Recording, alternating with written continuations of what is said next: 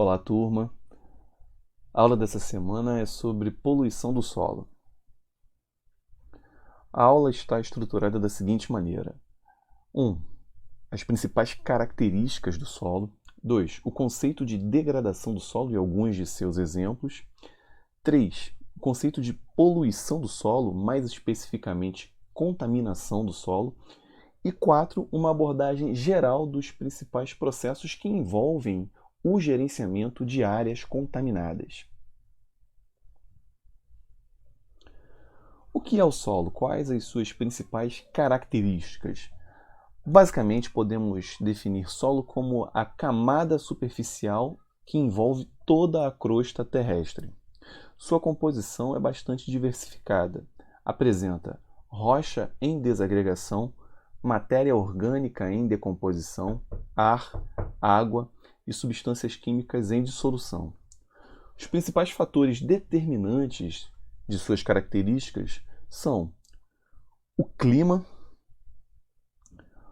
o material de origem ou a rocha matriz, a topografia do terreno,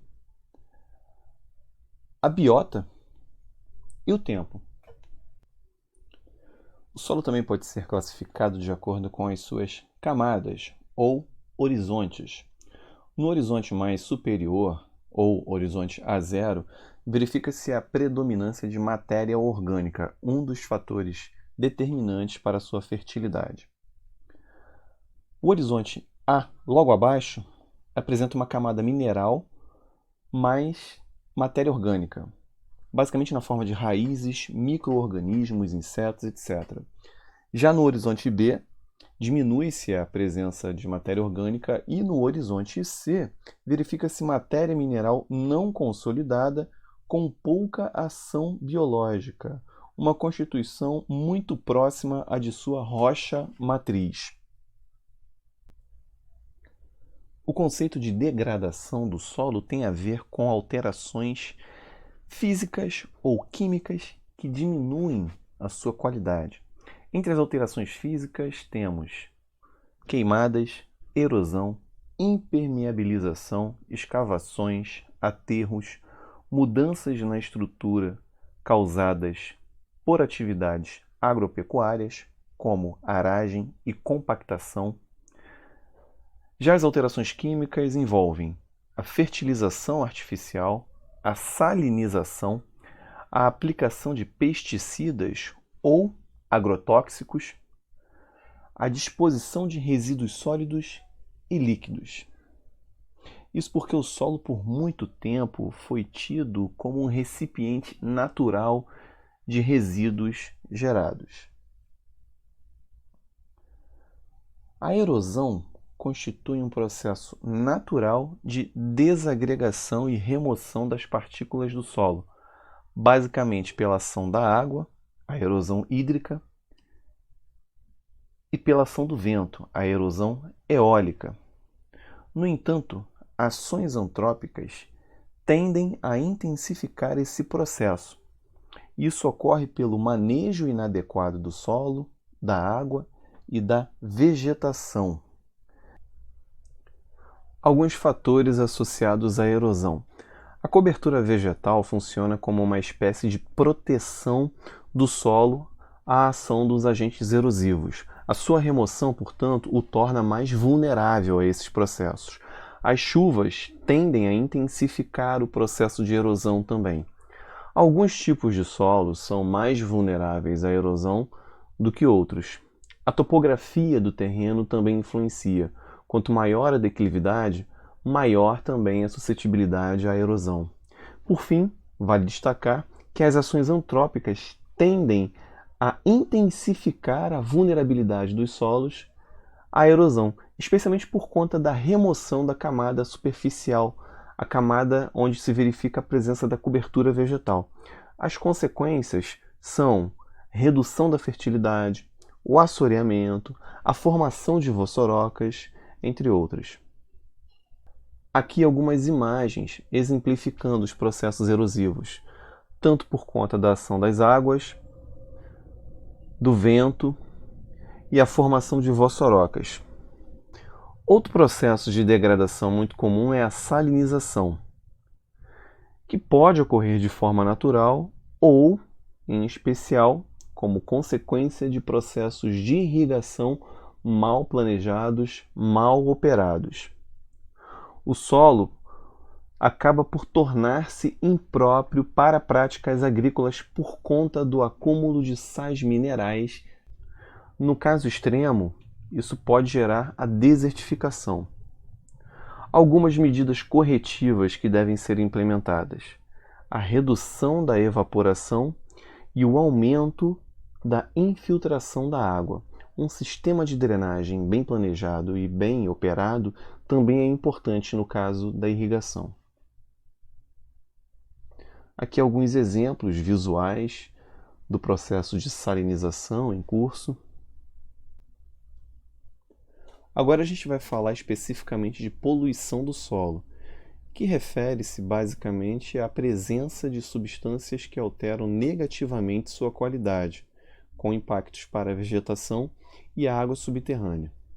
A poluição do solo oferece riscos para a saúde pública, a depender do tipo de poluente, das quantidades e da forma de exposição que se verifica. A poluição pode ocorrer de forma pontual, quando a gente identifica o ponto de lançamento, de despejo de poluentes, ou de forma difusa, quando são numerosas as origens. Aqui vamos tratar poluição como sinônimo de contaminação, sinônimo com a introdução proposital ou não de substâncias no solo, alterando negativamente sua qualidade. A contaminação do solo ocorre basicamente por conta de instalações industriais abandonadas sem o devido processo de desativação ou descomissionamento e também pelo lançamento, pelo armazenamento irregular de resíduos industriais, como verificamos nas figuras em questão. O solo contaminado é aquele que contém substâncias químicas em concentrações tais que podem ser consideradas danosas, direta ou indiretamente ao homem ou aos demais seres vivos. Esse é um conceito relativo. A gente precisa entender qual é a composição original do solo para, a partir daí, identificar que concentrações são essas que o tornam contaminado. De acordo com a resolução CONAMA 420, que versa sobre gerenciamento de áreas contaminadas no Brasil, a contaminação deve ser entendida como a presença de substâncias químicas no ar, água ou solo, decorrentes de atividades antrópicas, isso é importante frisar, em concentrações tais que restringam a utilização desse recurso ambiental para os usos atual ou pretendido, definidas com base em avaliação de risco à saúde humana, assim como aos bens a proteger em cenário de exposição padronizado ou específico.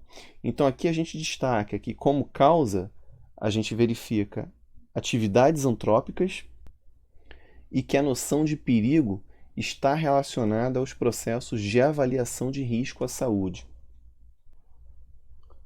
A contaminação do solo, diferentemente do que a gente verifica com a poluição hídrica e a poluição atmosférica, constitui um problema mais localizado. Possui, portanto, um caráter cumulativo e, por conta das condições e características do solo, os poluentes apresentam uma mobilidade reduzida. Em geral, a contaminação constitui um legado de longo prazo. Entre o momento em que se verifica o início dos despejos e da contaminação do solo até o momento em que os problemas de saúde começam a aparecer, a gente pode ter um intervalo de muitos anos ou até décadas. Esse intervalo é o que a gente chama na saúde pública de tempo de latência. Basicamente, esse problema ocorre em regiões industrializadas, onde há grandes concentrações urbanas, ou regiões de agricultura intensiva, onde a utilização de agrotóxicos é elevada. Para falar de contaminação do solo, é importante, do ponto de vista da engenharia, a gente entender o ciclo de vida de um projeto. Na engenharia, a nossa tendência é sempre olhar para a construção, para o projeto. Só que todo projeto possui um ciclo de vida. A sua vida útil, em algum momento, chega ao fim. E aí, o que a gente faz com as instalações, os equipamentos, os resíduos, os rejeitos gerados? Simplesmente descartar? Abandonar? Se a gente fizer isso, a gente contribui para a formação de um passivo ambiental. O correto, o mais adequado, o desejável, então, é pensar em processos de descomissionamento, da desativação dessas instalações ao final de sua vida útil. O passivo ambiental pode ser entendido como um acúmulo de danos ambientais que devem ser reparados a fim de que seja mantida a qualidade ambiental de um determinado local. Isso constitui um custo ambiental. É um termo que é oriundo da contabilidade.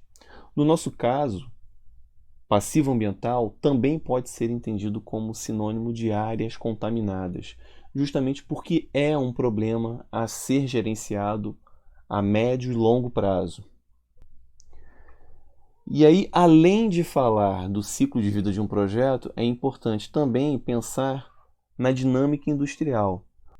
No processo de industrialização, a gente verifica um aumento da produção. Mas esse processo também tem limitações, tem um fim. E aí pode ocorrer a desindustrialização, por diversas razões. Nesse processo de desindustrialização, a gente precisa tomar cuidado para que não sejam gerados mais passivos ambientais. Essa desindustrialização gera também perda de empregos, redução da arrecadação, queda no número de habitantes. E esses passivos acabam por constituir o que a gente chama de brownfields. Esse conceito se refere a terrenos degradados pelo desenvolvimento industrial.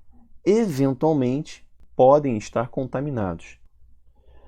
Os brownfields oferecem riscos à segurança pública, pois estamos falando de terrenos abandonados, aos ecossistemas, pois existem suspeitas de contaminação do solo, e da mesma forma à saúde pública.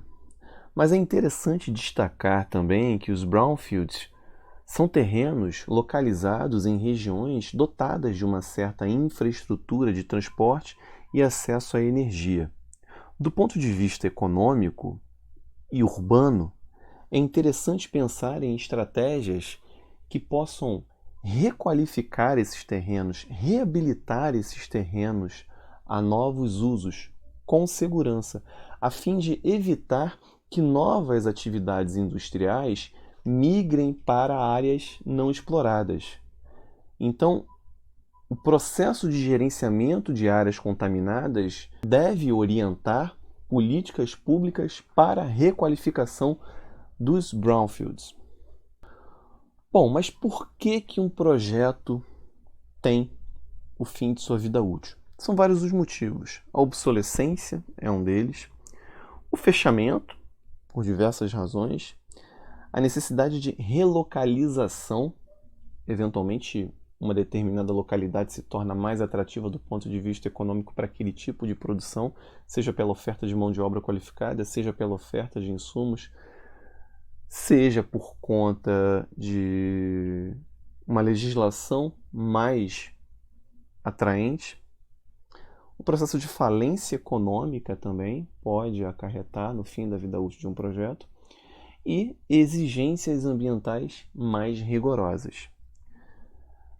Por conta dessas diversas razões, o ideal é que busquemos a desativação controlada, o descomissionamento dessas instalações industriais a fim de evitar a geração de passivos e garantir a segurança para a população e para o ambiente em geral.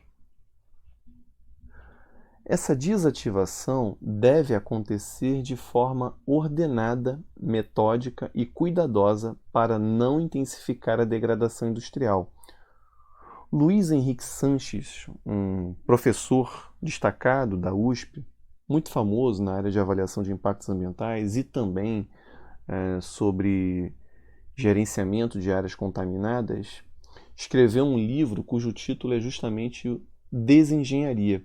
E ele propõe um novo paradigma para orientar a gestão dos empreendimentos poluidores. Especificamente, ele fala da necessidade de realizar o descomissionamento dessas instalações ao final de sua vida útil. Ele aponta para a necessidade da engenharia também se ocupar dessa etapa final, de não ficar restrita única e exclusivamente à construção, mas pensar em como devemos gerenciar a desconstrução desses empreendimentos. Alguns setores já implementam processos de desativação. A lei determina, por exemplo, um aterro sanitário. O aterro sanitário já é projetado pensando no final de sua vida útil. Ao final de 20 ou 30 anos, o aterro se transforma nesse campo que a gente pode verificar na figura. Ele precisa ser monitorado por muitos anos ainda, mas existe já todo um processo de descomissionamento e de garantia de um novo uso do solo, não mais para receber resíduos. A mineração também tem isso documentado. Existem protocolos que orientam a recuperação de áreas degradadas. O setor nuclear, que tem algumas especificidades que a gente não vai abordar no curso, mas é um setor que considera o descomissionamento de suas instalações por conta dos riscos associados. Mas o que a gente chama atenção aqui é que o paradigma da desativação, ou melhor, a necessidade de descomissionamento deve ser adotada por mais setores industriais. Sanches também faz essa classificação entre áreas degradadas, áreas contaminadas e brownfields. Reparem que brownfields não referem-se necessariamente a áreas onde há contaminação. A gente pode verificar uma área com uso industrial que não é considerada nem mesmo área degradada. A contaminação, então, constitui um caso particular de degradação. Aqui a gente verifica um exemplo de como a contaminação pode ocorrer e pode gerar exposição a diversos grupos sociais. A gente verifica um posto de combustível. Nele, há necessidade de armazenar o combustível em tanques subterrâneos, representados ali à esquerda pela letra A. São 2 tanques. Esses tanques podem, por algum motivo, vazar. E esse vazamento pode fazer com que o solo, o lençol freático subterrâneo, entre em contato com essas substâncias e isso pode gerar uma pluma de contaminação. A gente verifica na figura que há uma direção específica do fluxo de água subterrânea, avançando justamente para áreas residenciais e onde há também atividades comerciais, atividades de recreação, e são várias as possibilidades de exposição. A primeira delas é pela intrusão de vapor, como a gente verifica ali na letra A, tanto nas dependências do posto de combustível como na residência, representada ali pelo número 4. Segunda possibilidade de exposição, a segunda via de exposição é o contato direto, contato dérmico ou a própria ingestão, que pode acontecer por ocasião de algum trabalhador que vai fazer um serviço de manutenção na infraestrutura urbana. Outra possibilidade de via de exposição refere-se a descargas de águas subterrâneas em águas superficiais, num córrego. Isso a gente verifica lá no final da figura, na parte inferior à direita, na letra C. Esse é um exemplo muito simplificado de uma situação muito corriqueira, afinal de contas, na cidade do Rio de Janeiro. Por exemplo, quantos são os postos de combustível que existem? Quantos estão abandonados, inclusive, que podem constituir um brownfield? Então é importante que haja uma devida fiscalização para evitar que episódios de contaminação possam acontecer. Em alguns locais, essa situação é mais grave, justamente por conta do tipo de poluente e também porque há restrições quanto ao abastecimento público de água. As pessoas muitas vezes recorrem à água de poço. E aí, ao ter contato com uma água contaminada, a exposição por ingestão, direta ou indireta, pode gerar problemas de saúde no futuro. Essa figura representa o que a gente chama de modelo conceitual de exposição. É uma ferramenta muito importante nos processos de gerenciamento de áreas contaminadas. Ela permite uma visualização de como a contaminação aconteceu e como a exposição se dá. A partir do entendimento de uma figura como essa, é possível traçar uma estratégia correta de intervenção no sentido de propor uma remediação para a área contaminada em questão. O projeto de remediação deve ser pensado com muito cuidado. Isso porque a remediação não é barata e a gente precisa definir o nível de segurança a ser estabelecido, o que é condicionado para o uso futuro acordado. Quanto maior o rigor em relação ao uso futuro, por exemplo, residencial, recreação, a gente vai ter que realizar um processo de remediação mais complexo, mais caro. O Rio de Janeiro, por exemplo, possui um cadastro de áreas contaminadas. Esse cadastro é mantido pelo órgão ambiental estadual, o INEA, Instituto Estadual do Ambiente. Nesse cadastro constam áreas contaminadas e também reabilitadas em todo o estado do Rio de Janeiro. Em 2013 foram cadastradas 160 áreas. Em 2014 verificou-se a presença de 270 dessas áreas. Em 2015, 328. A partir desse ano, poucas informações surgiram. Esse cadastro do Rio de Janeiro carece de uma gestão adequada e as informações não são devidamente atualizadas, o que dificulta o entendimento do problema e a proposição de medidas para o correto gerenciamento. Em termos de tipologia de áreas contaminadas no Rio de Janeiro, predomina como causa posto de combustíveis, mais de 50%. Isso segundo dados de 2014. A situação hoje pode ter mudado um pouco, mas com relação aos diversos municípios, também há uma concentração de casos de contaminação do solo na cidade do Rio de Janeiro. Aqui é discrepante, são 178 áreas verificadas no Rio de Janeiro para o ano de 2014 também. É um dado antigo, mas é o mais recente que a gente consegue. Em São Paulo, por exemplo, a situação do gerenciamento de áreas contaminadas encontra-se num estágio muito mais avançado. São Paulo, inclusive, é o estado que apresenta as práticas que serviram de base para a elaboração de uma resolução do CONAMA para orientar o gerenciamento de áreas contaminadas no Brasil como um todo.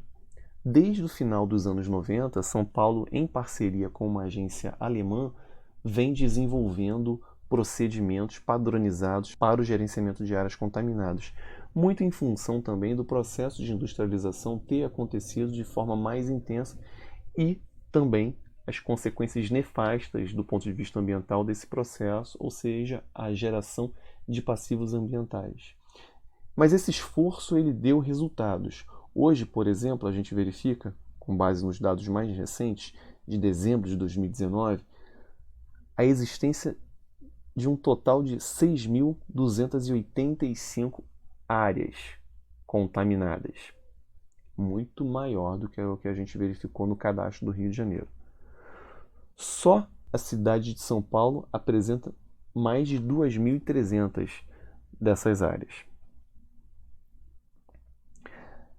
Se a gente verificar a evolução desses números a cada ano, a gente vai encontrar um aumento.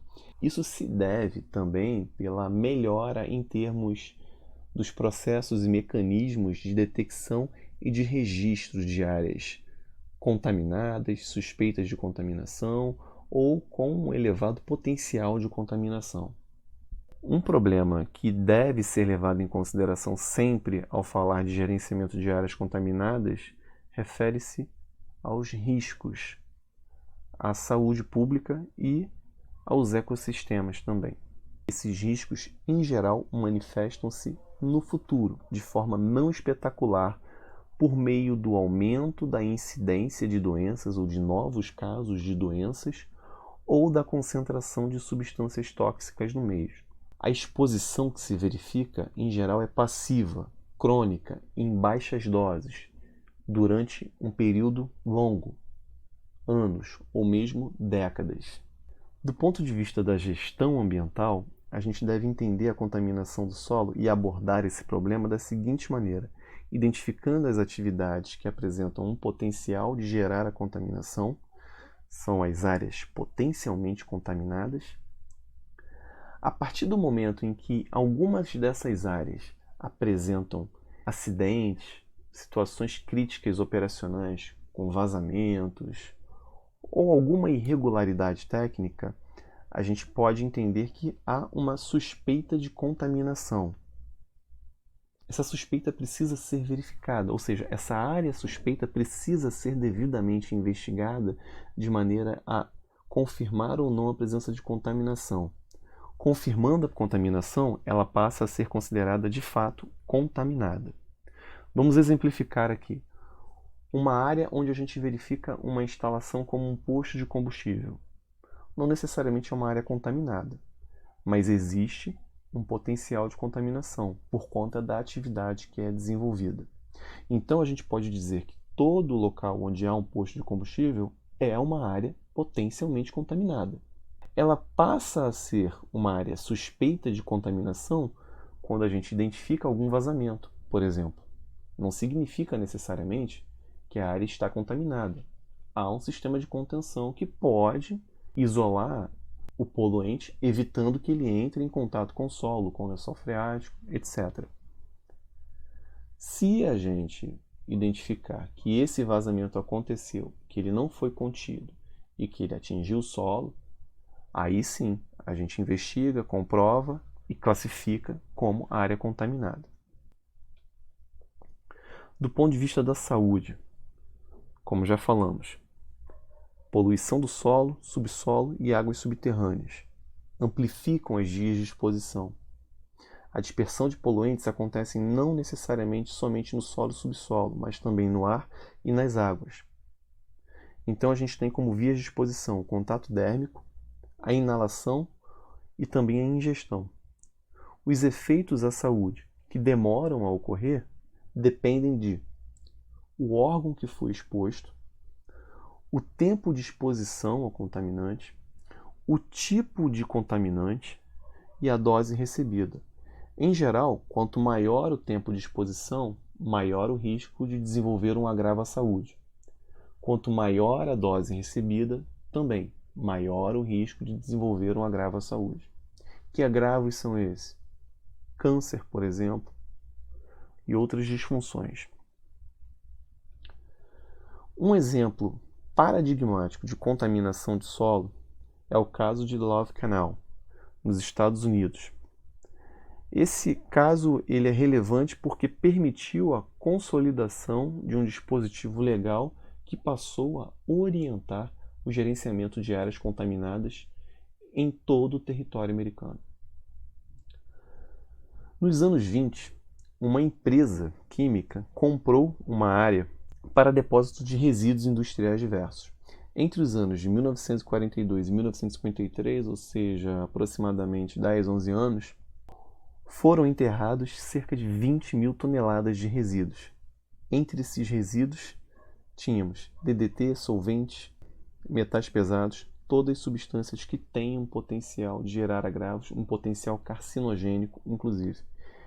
Em 1953, esse terreno foi vendido pelo preço simbólico de $1 à administração escolar da cidade,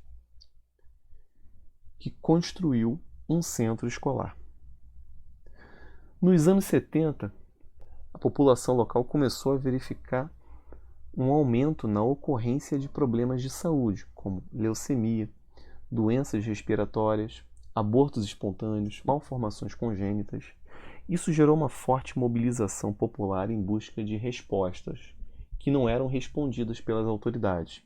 Na verdade, havia um processo de negação ou minimização dos problemas, ou a tentativa de buscar outras causas para os problemas que aconteciam. Essa mobilização foi muito intensa e ganhou fama, repercussão nacional. Em 1981, por conta desse processo, foi criada a famosa lei do Superfund, que visava garantir recursos para a recuperação dessas áreas e para também a compensação das pessoas atingidas. Isso se transformou num programa federal administrado pelo órgão ambiental dos Estados Unidos. O objetivo principal é investigar e remediar áreas contaminadas com substâncias perigosas. Aqui algumas fotos sobre esse processo histórico. Bom, o gerenciamento de áreas contaminadas basicamente possui duas grandes fases, conforme os dispositivos legais em vigor no Brasil, seguindo recomendações internacionais, tanto dos Estados Unidos como também da Alemanha, que teve uma forte influência, especialmente no estado de São Paulo. A primeira fase refere-se à identificação da contaminação, onde realiza-se a avaliação preliminar, identificando as áreas potencialmente contaminadas, e a partir daí a gente parte para a investigação confirmatória dos casos suspeitos de contaminação. Havendo essa confirmação, é preciso detalhar melhor, quantificar, entender a extensão por meio da investigação detalhada, que é a primeira etapa do processo de reabilitação da área. A partir dessa confirmação, desse detalhamento, desse entendimento quanto à extensão, o tipo de contaminante, a quantidade de contaminante existente, a extensão dessa contaminação, a gente realiza a avaliação de risco, fundamental para pensar na elaboração da estratégia de intervenção a ser implementada. Intervenção no sentido de projetos de remediação, tanto a concepção quanto a implementação desse projeto. E, obviamente, o monitoramento, que deve estar presente em todo o processo, desde a remediação em si até posteriormente, a fim de evitar que novos problemas ocorram. É importante destacar e ter em mente que todo o processo de gerenciamento de áreas contaminadas deve finalizar com a reabilitação da área para o uso pretendido e declarado ao órgão ambiental. A remediação, ela tem a ver com o uso pretendido. Isso vai determinar o tipo de tecnologia ou as tecnologias, a combinação de tecnologias para a reabilitação de uma determinada área. Aqui a gente verifica a sistematização dessas duas grandes etapas, tanto a identificação quanto a reabilitação. Essas duas grandes etapas vão gerar informações, tanto no que diz respeito às áreas potencialmente contaminadas, áreas suspeitas de contaminação, áreas contaminadas sob investigação, área contaminada, áreas em processo de monitoramento para reabilitação e áreas devidamente reabilitadas. Todas essas áreas precisam fazer parte de um cadastro de áreas contaminadas. Esse cadastro é um instrumento importantíssimo, valiosíssimo para o gerenciamento público de áreas contaminadas. Como a gente viu, o cadastro, por exemplo, do estado de São Paulo é muito mais completo do que o cadastro do estado do Rio de Janeiro. Aliás, a título de curiosidade, somente Rio de Janeiro, São Paulo e Minas Gerais é que possuem em sua estrutura administrativa procedimentos adequados, minimamente consolidados para o gerenciamento de áreas contaminadas. E o estado de São Paulo está muito à frente dos demais. Esse seria o fluxograma das etapas do gerenciamento de áreas contaminadas. Avaliação preliminar, de onde podemos verificar se existem fontes suspeitas ou não. Se há suspeita de contaminação, a gente segue com a investigação confirmatória. Se não há, Bom, a gente encerra esse processo. No caso da necessidade de investigação confirmatória, é preciso avaliar se a concentração máxima de poluente ou de poluentes encontrada no solo está acima dos padrões legais aplicáveis. Se sim, então a gente prossegue com a investigação detalhada. Essa investigação detalhada vai identificar o tipo de contaminante, sua quantidade e a extensão. A partir daí, a gente precisa fazer uma avaliação de risco à saúde e identificar se a concentração máxima indicada é maior do que a concentração máxima aceitável.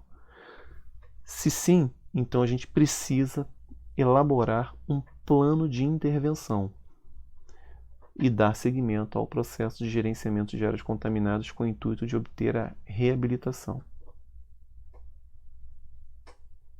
Existem algumas normas e regulamentações que orientam o processo de gerenciamento de áreas contaminadas no Brasil.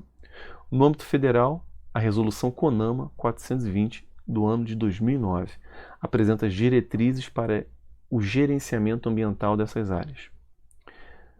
A ABNT também apresenta algumas normas. A primeira, 15.515, aborda o passivo ambiental em solo e água subterrânea. São orientações quanto aos procedimentos técnicos para a avaliação preliminar, a investigação confirmatória e a investigação detalhada.